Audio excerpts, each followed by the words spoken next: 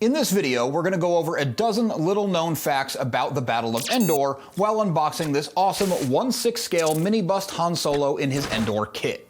This Gentle Giant limited piece was created to celebrate the 40th anniversary of Return of the Jedi. This is the Imperial Remnant. Stand by for briefing.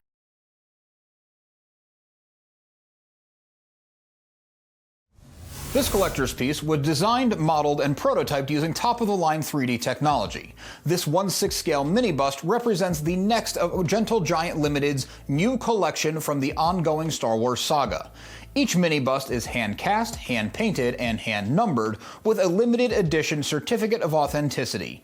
Get yours at gentlegiantltd.com/star-wars or use the link in the description.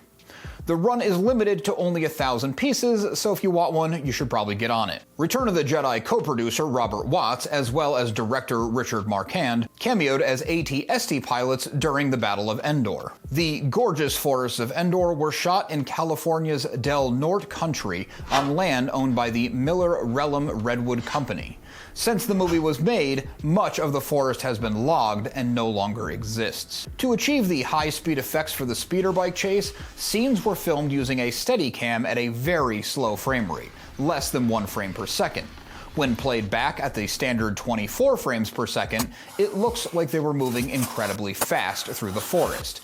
This technique was crucial to all of the original trilogy and its cutting-edge effects. To get the energy of the battle scenes, the cameras had to move around with the action. This was not often done in the early 1980s. The dynamic camera work sold the energy of the battle, but gave the production team a lot of trouble when it came to visual effects. The movie was shot under the title Blue Harvest and had the tagline Horror Beyond Imagination. This was done to maintain secrecy, but also keep vendors from jacking up prices. Several music pieces were composed for the movie, not just the Battle of Endor. Even with the cringy dance number added to Jabba's palace in the special edition, many of these tracks are still unreleased. Before Richard Marquand was selected, George Lucas approached David Lynch and David Cronenberg to direct. Both directors are incredibly talented, but their versions of the movies would have looked very different. The movie was originally titled Revenge of the Jedi. George Lucas changed it because revenge is not a suitable thing for a Jedi to pursue.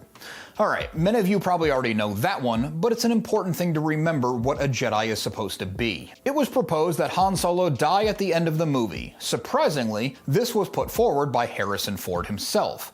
George Lucas wanted a more optimistic ending. Yoda was not originally in the script for Jedi. He was added back in to confirm Vader's claim about being Luke's father. This had to be clear for every audience member to hit the emotional ending. George Lucas has always been on the cutting edge of technology to bring his visions to life.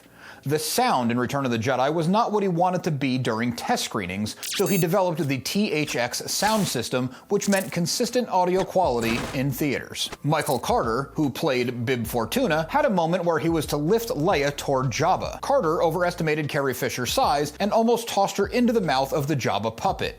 She screamed at the time, but everyone on set got a good laugh out of it after the fact. The details of the piece are pretty impressive. The jacket is the same resin as the rest of the statue, but the weathering, folds, and highlights really sell it as a worn leather trench coat.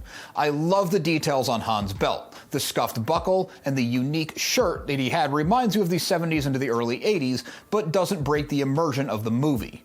The weight of the piece is good. It won't fall off a shelf, even with nosy cats walking around.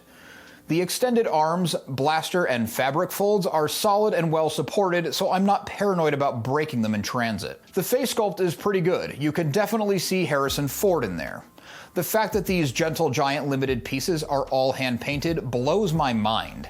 I color a comic book and have been painting a lot of 3D printed props lately, and my skills adding color and detail to things are not even in the same league. A major thank you to Gentle Giant for sending this one over so I could unbox it, review it, display it, and share it with all of you. Check out gentlegiantltd.com/star-wars for this Han Solo Endor mini bust and other unique Star Wars products. I have a link in the description for your convenience. It is not an affiliate link, just an easy way to share this with you. Then check out this video next for more Star Wars lore.